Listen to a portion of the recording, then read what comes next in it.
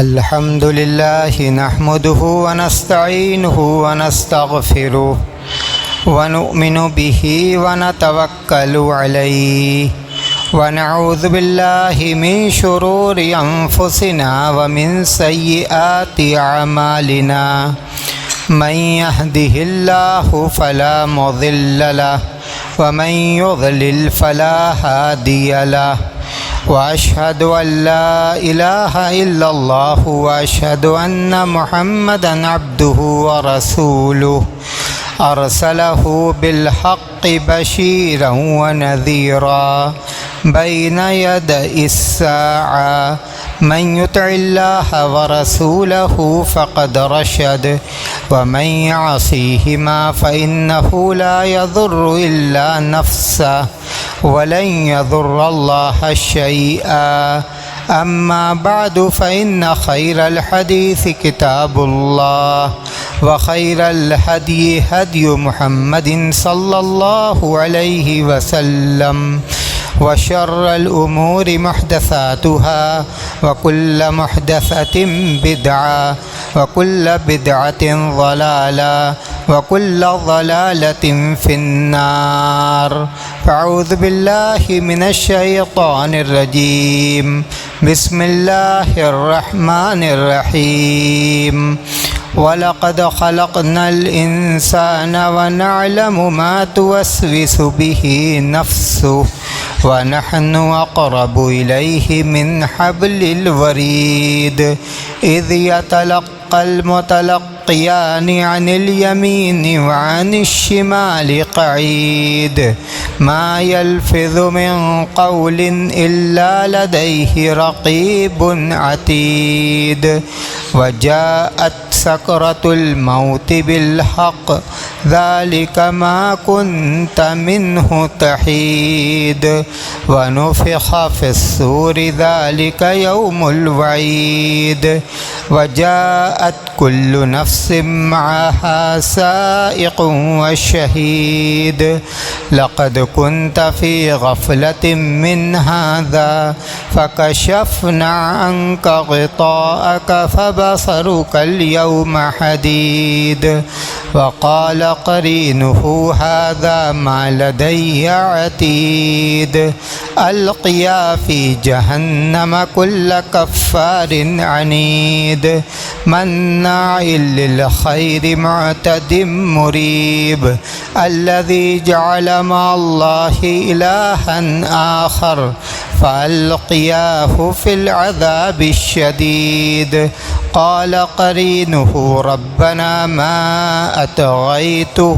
ولكن كان في ضلال بعيد قال لا تختصموا لدي وقد قدمت إليكم بالوعيد ما يبدل القول لدي وما أنا بظلام للعبيد وقال تعالى لقد كان لكم في رسول الله أسوة حسنة لمن كان يرجو الله واليوم الآخر وذكر الله كثيرا برادران اسلام، محترم بزرگوں، عزیز بھائیوں، ماں اور بہنوں، سورہ قاف کی آیات کے بعد سورہ احزاب کی ایک آیت کریمہ آپ کے سامنے پڑھی گئی ہے۔ اس آیت کریمہ میں اللہ رب العزت نے امت محمدیہ کو مخاطب کر کے یہ فرمایا ہے کہ لقد کان لکم فی رسول اللہ اسوۃ حسنہ، تمہارے لیے اللہ کے رسول صلی اللہ علیہ وسلم کی زندگی اور آپ کی سیرت میں بہترین اسوہ اور نمونہ ہے۔ لمن کان یرجو اللہ والیوم الآخر، اس شخص کے لیے جو اللہ سے ملاقات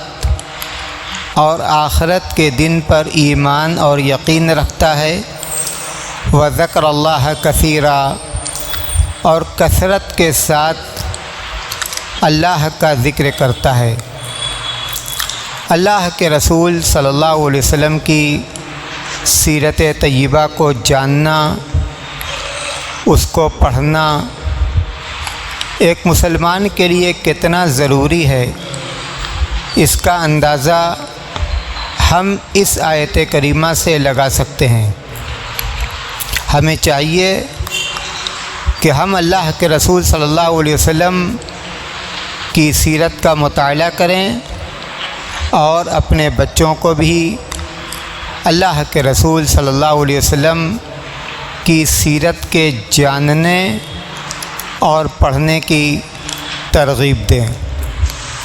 سیرت کے ایک واقعہ سے آج کے اس خطبے کا آغاز کرتا ہوں۔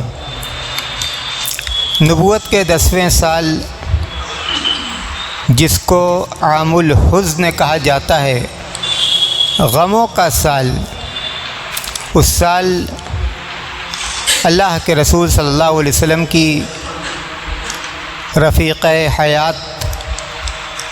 حضرت ختیجہ رضی اللہ تعالی عنہا کی وفات ہوئی۔ حضرت ختیجہ رضی اللہ تعالی عنہا کی وفات کے بعد آپ کے چچا ابو طالب بھی اس دنیا سے رخصت ہو گئے۔ مکہ کے مشرکین پہلے سے ہی اللہ کے رسول صلی اللہ علیہ وسلم کو ظلم و زیادتی کا نشانہ بناتے تھے، لیکن اب خاص طور سے ان دونوں شخصیات کے جانے کے بعد ان کا ظلم اور ان کی زیادتی بڑھ گئی۔ اللہ کے رسول صلی اللہ علیہ وسلم دل برداشتہ ہو کر طائف تشریف لے گئے، اپنے غلام حضرت زید بن حارثہ کے ساتھ۔ اللہ کے رسول صلی اللہ علیہ وسلم طائف پیدل گئے۔ طائف پہنچ کر وہاں کا مشہور قبیلہ ثقیف کے سرداروں کے سامنے دین کی دعوت پیش کی۔ ان لوگوں نے آپ کی اس دعوت کو قبول نہیں کیا۔ 10 روز اللہ کے رسول صلی اللہ علیہ وسلم طائف میں رہے، اور طائف میں رہ کر آپ وہاں کے باشندوں کو دین کی دعوت دیتے رہے، لیکن طائف والوں کا سلوک بھی آپ کے ساتھ اچھا نہیں رہا۔ ان لوگوں نے وہاں کے اوباشوں کو آپ کے پیچھے لگا دیا۔ ان اوباشوں نے آپ کے ساتھ گستاخانہ برتاؤ اور سلوک کیا، برا بھلا کہا، مذاق اڑایا، دین کی تکذیب کی، اور آپ کو پتھروں سے مار کر لہو لہان بھی کر دیا۔ اللہ کے رسول صلی اللہ علیہ وسلم نے طائف سے مکہ واپس آنے کا فیصلہ کیا۔ اس دوران اہل طائف کے برتاؤ سے آپ کو کس قدر تکلیف پہنچی، اس کا اندازہ ہم آپ کی اس دعا سے لگا سکتے ہیں جو دعا آپ نے اس موقع پر کی تھی، اور جس دعا کو عام طور پر سیرت نگاروں نے اللہ کے رسول صلی اللہ علیہ وسلم کے طائف کے سفر میں ذکر کیا ہے۔ اللہم انی اشکو الیک ضعف قوتی وقلة حيلتي وهواني على الناس يا أرحم الراحمين يا رب المستضعفين أنت ربي إلى من تكلني إلى عدو يتجهمني أم إلى قريب أم إلى عدو يتجهمني أم إلى قريب ملكته أمري إن لم يكن بك علي غضب فلا أبالي غير أن عافيتك هي أوسع لي اللهم إني أشكو إليك ضعف قوتي اے اللہ میں تجھ سے اپنی طاقت کی کمزوری کی فریاد کرتا ہوں اور اپنے تدبیر کی کمزوری کی اور لوگوں کا میرے ساتھ جو ذلت آمیز رویہ ہے اس کی یا ارحم الراحمین اے سب سے زیادہ رحم کرنے والے، اے فریاد کرنے والوں کے رب، تو میرا رب ہے۔ الی من تکلنی، تو مجھے کس کے حوالے کر رہا ہے؟ ایسے دشمن کے جو مجھ پر ظلم کرے، یا کسی ایسے قریب کے جس کو تو نے میرے معاملے کا اختیار دے دیا؟ ان لم یکن بک علی غضب، اگر تیری مجھ پر کوئی ناراضگی نہیں ہے، فلا ابالی، تو پھر میں صابر و شاکر ہوں، ان حالات کی مجھے بہت زیادہ پرواہ نہیں، لیکن غیر ان عافیتک ہی اوسع لی، لیکن تیری عافیت ہی میرے لیے زیادہ بہتر ہے۔ دعا کا جو آخری حصہ ہے، اس دعا کا جو آخری حصہ ہے، غیر ان عافیتک ہی اوسع لی، لیکن تیری عافیت ہی میرے لیے زیادہ بہتر ہے۔ اللہ کے رسول صلی اللہ علیہ وسلم نے اس حصے میں اللہ کی ایک ایسی نعمت کا ذکر کیا ہے جو نعمت ایمان اور یقین کے بعد اللہ کی سب سے بڑی نعمت ہے۔ غالباً سنن ترمذی کی روایت ہے، حضرت ابوبکر صدیق رضی اللہ تعالیٰ عنہ ایک موقع پر ممبر پر چڑھے اور ممبر پر چڑھ کر رونے لگے۔ اس کے بعد آپ نے کہا کہ اللہ کے رسول صلی اللہ علیہ وسلم ممبر پر چڑھے، اور ممبر پر چڑھ کر اللہ کے رسول صلی اللہ علیہ وسلم بھی رونے لگے، اور اس کے بعد اللہ کے رسول نے فرمایا صلی اللہ العفو والعافیہ، صلی اللہ العفو والعافیہ، اللہ سے عفو درگزر اور عافیت کی دعا کرو، اللہ سے عفو درگزر اور عافیت کی دعا کرو، اس لیے کہ کوئی شخص ایمان اور یقین کے بعد عافیت سے بڑی نعمت نہیں دیا جاتا۔ جو سب سے بڑی نعمت اسے حاصل ہوتی ہے وہ عافیت کی نعمت ہوتی ہے۔ ایک مشہور حدیث اللہ کے رسول صلی اللہ علیہ وسلم نے فرمایا، من اصبح منکم آمنا فی سربی معافا فی جسدی وعنده قوت یومی فکأنما حیزت لہ الدنیا۔ جو شخص اپنے اہل و عیال میں امن و امان کے ساتھ صبح کرتا ہے، جسمانی اعتبار سے وہ عافیت کی نعمت سے نوازا جاتا ہے، اور اس کے پاس اس دن کے گزارے کے لیے ساز و سامان ہوتا ہے، کھانے پینے کا ساز و سامان، تو گویا دنیا اس کے لیے جمع کر دی گئی، دنیا اس کے لیے جمع کر دی گئی۔ آپ غور کریں، اگر عافیت نہ ہو تو یہ مال، یہ دولت، یہ منصب، یہ اولاد، یہ کاروبار، گھر بار کس کام کا؟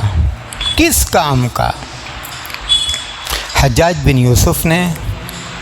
ایک بہت بڑی دعوت کی۔ اس بڑی دعوت میں انہوں نے ایک اعرابی کو بلایا، شہر سے باہر کا رہنے والا، اپنی طبیعت کے اعتبار سے بالکل سادہ انسان، تکلف سے کوسوں دور۔ اعرابی سے کہا کہ بہت ہی شاندار یہ دسترخوان ہے، طرح طرح کے پکوان ہیں، اچھی طرح سے کھاؤ۔ اس نے کہا کہ ما طیبہ خبازک ولا طباخک ولیکن طیبتہ العافیہ۔ کہا اس دسترخوان کو تمہارے باورچی نے عمدہ نہیں بنایا ہے۔ یہ دسترخوان اگر عمدہ ہے، یہ دسترخوان اگر اچھا ہے تو عافیت کی وجہ سے اچھا ہے۔ اگر تمہیں عافیت کی نعمت حاصل ہے تو تمہارے لیے یہ دسترخوان اچھا ہے، اور اگر تمہیں عافیت کی نعمت حاصل نہیں تو یہ ساری نعمتیں تم ان نعمتوں سے محروم کر دیے گئے۔ اندازہ لگائیے کہ عافیت یہ کتنی بڑی نعمت ہے، اس کی ہماری زندگی میں کتنی اہمیت ہے۔ اللہ کے رسول صلی اللہ علیہ وسلم کی صبح و شام کی دعائیں، جب آپ دعا کی کتابوں کو پڑھیں گے تو آپ کو اندازہ لگے گا کہ اللہ کے رسول صلی اللہ علیہ وسلم کس قدر اہتمام کے ساتھ اللہ سے عافیت کا سوال کیا کرتے تھے۔ اللہم انی اسألک العفو والعافیہ فی الدنیا والآخرہ۔ اے اللہ میں تجھ سے عفو درگزر اور عافیت کو طلب کرتا ہوں، عافیت کی دعا کرتا ہوں، دنیا میں بھی اور آخرت میں بھی۔ اللہم انی اسألک العافیۃ فی دینی والدنیای، اللہم انی اسألک العفو والعافیۃ فی دینی والدنیای واہلی ومالی۔ اے اللہ میں تجھ سے عفو درگزر اور عافیت کی دعا کرتا ہوں، فی دینی والدنیای، دین کے اعتبار سے بھی تو ہمیں اپنی عافیت کے ساتھ رکھ، شبہات ہم کو ہمارے دین سے دور نہ کر دیں، یا یہ ہے کہ دنیا ہم پر اس طرح سے مسلط نہ ہو جائے کہ ہم اپنے دین سے دور ہو جائیں۔ اے اللہ میں تجھ سے عافیت کی دعا کرتا ہوں، اپنے دین میں اور اپنی دنیا میں بھی تو ہمیں عافیت کے ساتھ رکھ، فی دینی والدنیای واہلی ومالی، اور بال بچوں کو بھی عافیت کے ساتھ رکھ، اور بال بچوں کو ہمارے لیے عافیت کا ذریعہ بنا دے۔ اور اسی طرح مال کو، کاروبار کو، ایسا نہ ہو کہ مال کے سلسلے میں، کاروبار کے سلسلے میں ہمارا کوئی قدم ہماری عافیت کے لیے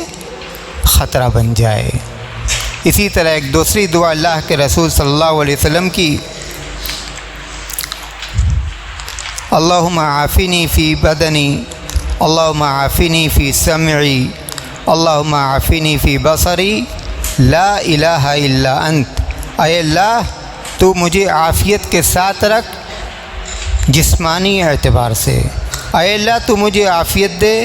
میرے سننے کی طاقت میں، میرے دیکھنے کی طاقت میں، لا الہ الا انت، تیرے علاوہ کوئی معبود نہیں۔ اسی طرح اللہ کے رسول صلی اللہ علیہ وسلم کی یہ دعا، اللہم انی نعوذ بک من زوال نعمتک وتحول عافیتک، اے اللہ میں تجھ سے پناہ مانگتا ہوں، اے اللہ میں تجھ سے پناہ مانگتا ہوں تیری نعمتوں کے زائل ہونے سے، کہ جو نعمتیں تیری حاصل ہیں وہ نعمتیں حاصل رہیں، وہ ہم سے روٹھ نہ جائیں، تو ان نعمتوں کو ہم سے دور نہ کر دے۔ اور اسی طرح وتحول عافیتک، اور جو عافیت ہمیں حاصل ہے وہ عافیت بھی باقی رہے، وہ عافیت ہم سے رخصت نہ ہو جائے۔ مسند امام احمد کی ایک روایت ہے، اللہ کے رسول صلی اللہ علیہ وسلم کے چچا اللہ کے رسول صلی اللہ علیہ وسلم کے پاس آئے۔ انہوں نے آ کر اللہ کے رسول صلی اللہ علیہ وسلم سے کہا کہ علمنی شیئا اسألہ اللہ، کہ آپ مجھے کوئی ایسی دعا سکھلا دیں، کوئی ایسی بات بتلا دیں کہ میں اللہ سے اسے مانگوں، اللہ سے اسے طلب کروں۔ تو اللہ کے رسول صلی اللہ علیہ وسلم نے ان سے کہا صلی اللہ العافیہ، اللہ سے عافیت کی دعا کرو۔ کچھ دنوں کے بعد اللہ کے رسول صلی اللہ علیہ وسلم کے چچا حضرت عباس دوبارہ آئے، دوبارہ آ کر پھر یہی سوال کیا۔ تو اللہ کے رسول صلی اللہ علیہ وسلم نے ان سے کہا یا عباس یا عمی، اے عباس، اے میرے چچا۔ اس موقع پر اللہ کے رسول نے ان کو چچا کہہ کر مخاطب کیا، محبت اور اپنائیت کے اظہار کے طور پر، اور اس کے بعد آپ نے کہا کہ صلی اللہ العافیۃ فی الدنیا والآخرہ، دنیا اور آخرت میں اللہ سے عافیت کی دعا کرو۔ حدیث کے شارحین نے لکھا ہے اس حدیث کی شرح میں کہ اللہ کے رسول صلی اللہ علیہ وسلم نے خاص طور سے اپنے چچا کو دنیا اور آخرت میں عافیت کی دعا کرنے کا اس لیے حکم دیا یا اس لیے تعلیم دی کہ دنیا اور آخرت کی عافیت یہ دنیا اور آخرت کی خیر کو جمع کرنے والی ہے، بھلائی کو جمع کرنے والی ہے، سعادت کو جمع کرنے والی ہے۔ تو ہمیں چاہیے کہ عافیت کی نعمت جو ہمیں حاصل ہے،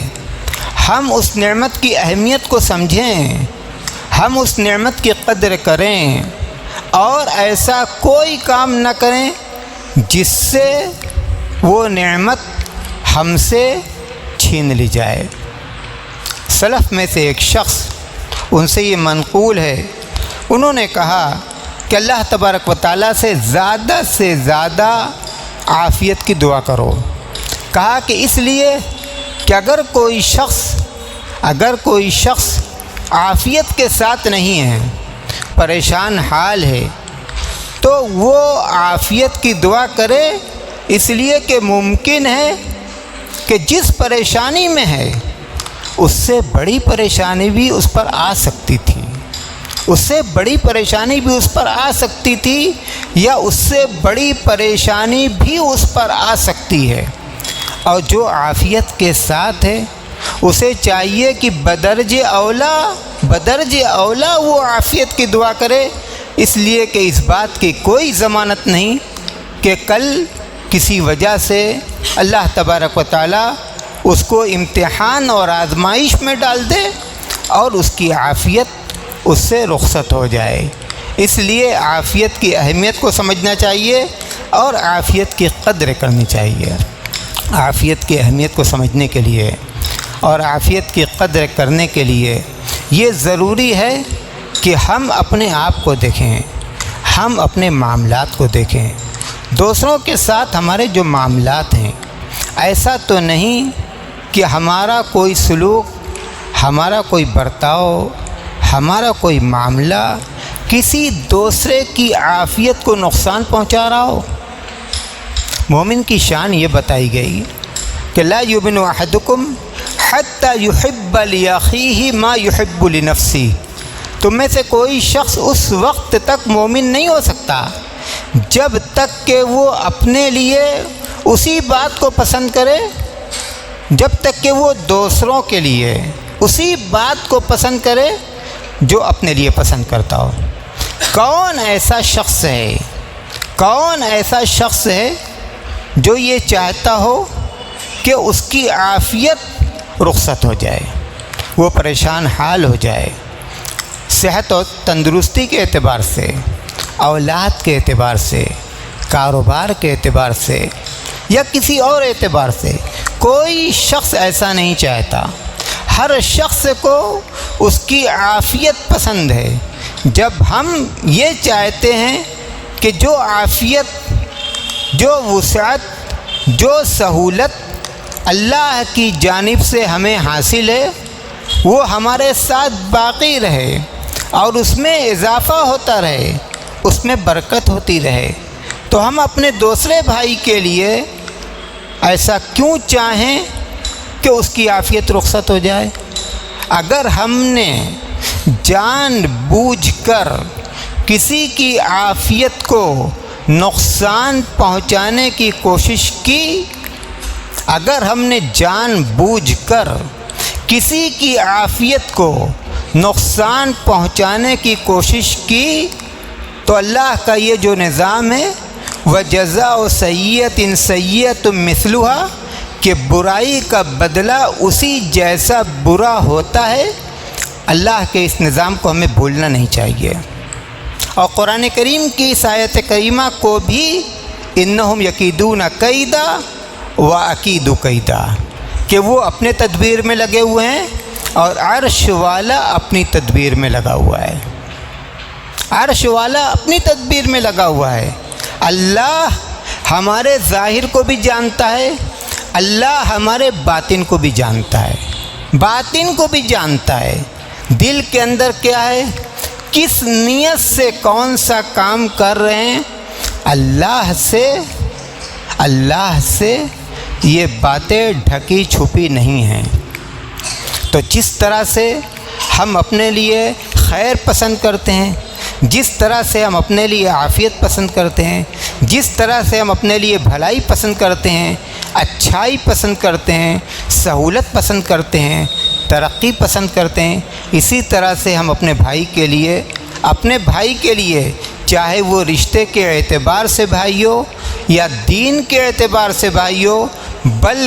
بلکہ علماء نے یہ لکھا ہے کہ عام انسانوں کے لیے بھی اچھی نیت، اچھے جذبات اور اچھے معاملات